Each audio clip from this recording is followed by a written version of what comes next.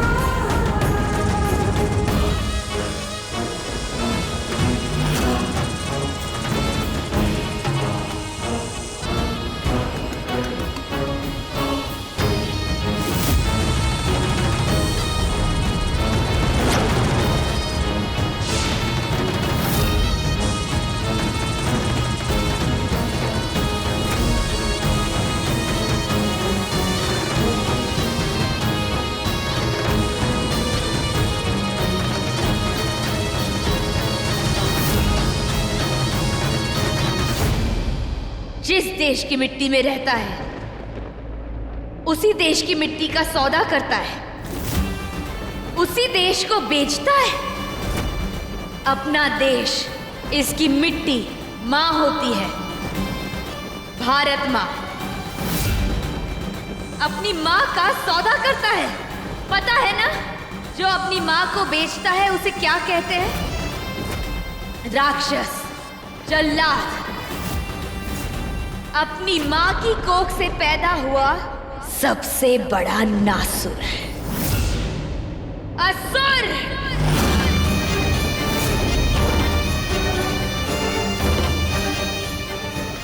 तूने इतने मासूमों की जान ली है, तो आज तुझ जैसे राक्षस की जान लेने के लिए ये शिव वरदानी आई, तो तू उसकी भी जान लेने की कोशिश कर रहा है। क्यों?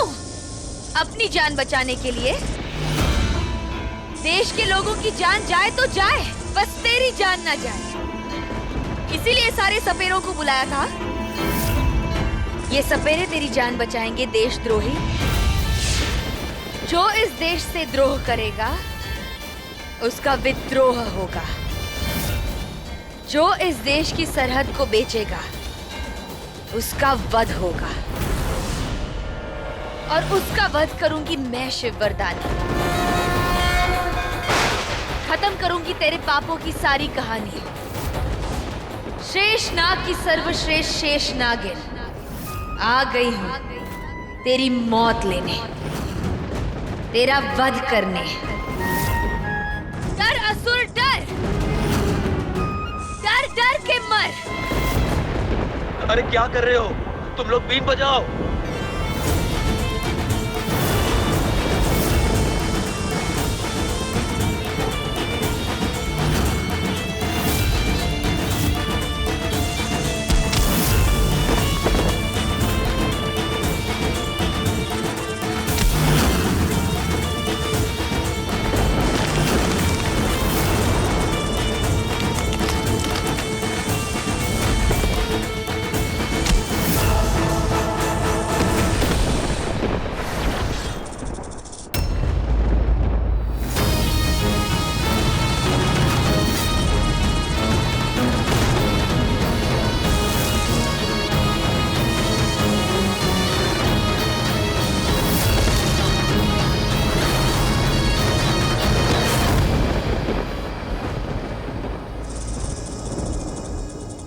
महादेव की भक्ति हूं मैं,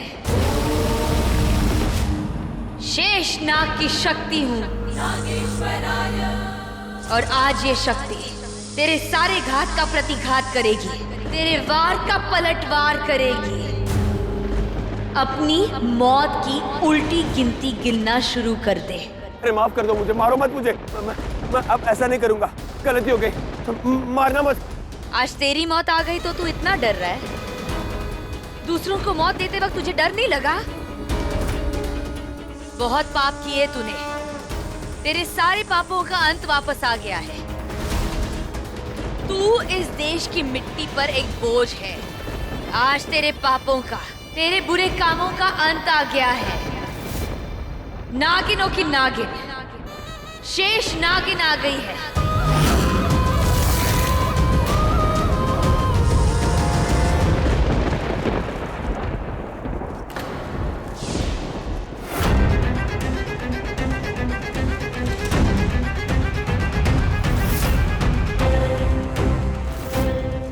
कहीं ये डैड के पैरों के निशान तो नहीं है, लेकिन इतनी रात को इस जंगल में कहीं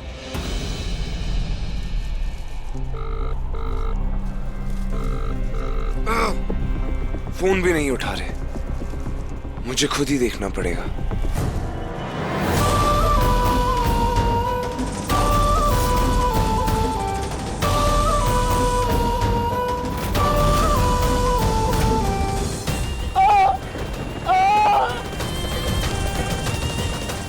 आज इस कायनात ने, इस कुदरत ने, तेरी किस्मत ने तेरी मौत लिखी है और आज तुझे बचाने के लिए कोई भी नहीं आएगा। डैड! तूने देखे हैं वो लोग जो इस देश के लिए मर मिटते हैं, और एक तू है जो देश के लोगों को मारने निकला था, उन्हें मिटाने निकला था। जो दूसरों को मिटाते हैं एक दिन खुद मिट जाते हैं। तेरा भी इस देश से नामो निशान मिट जाएगा और वो मैं मिटाऊंगी।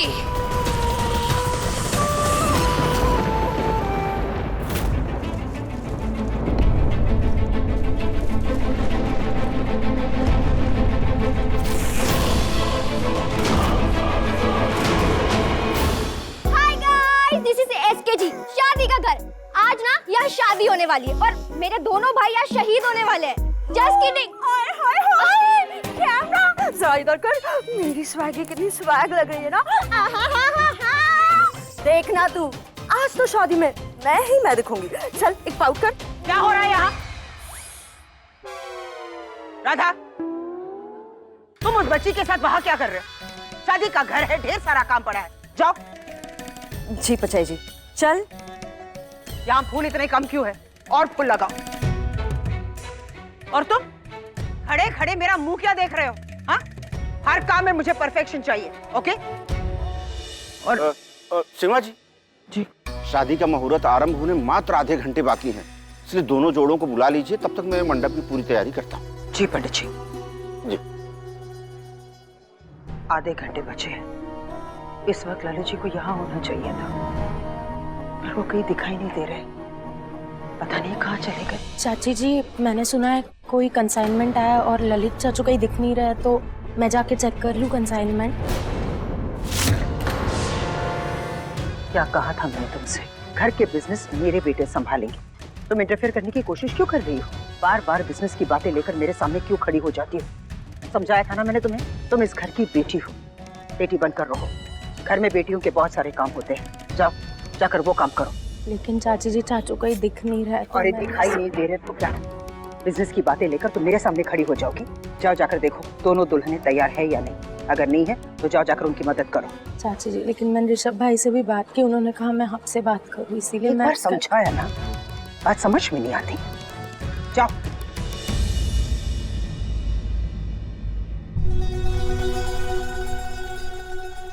आई एम सो सॉरी अन्या बेटा, बिजनेस के मामले में तुम्हें ये बातें नहीं करनी चाहिए, क्योंकि अगर किसी भी काम में बहुत ज्यादा खतरा है ना, तो वो यही काम है। और मैं नहीं चाहती कि इस घर की बेटियां इसमें एक भी कदम रखे। तुमको यही लग रहा है ना कि तुम्हारी चाची बहुत कठोर है। नहीं बेटा, मैं कठोर नहीं हूँ। कठोर बनना पड़ता है अपनी बेटियों को प्रोटेक्ट करने के लिए। I am sorry.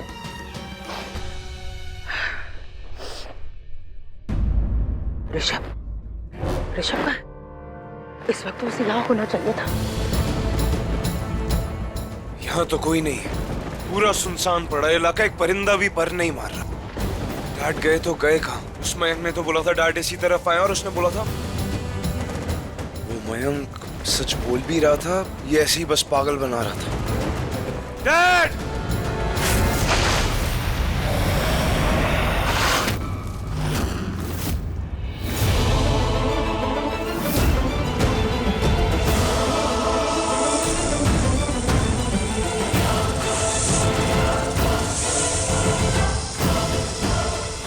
मयंक ने तो इसी तरफ इशारा किया था, लेकिन डैड इतनी रात को इतनी सुनसान जंगल में आएंगे ही क्यों? जरूर झूठ ही बोला होगा उसने। ऋषभ बेटा, कहाँ? जल्दी आ जाओ। घर पर भी बुला रहे हैं, लगता है मुझे जाना ही चाहिए, झूठ बोल रहा होगा वो।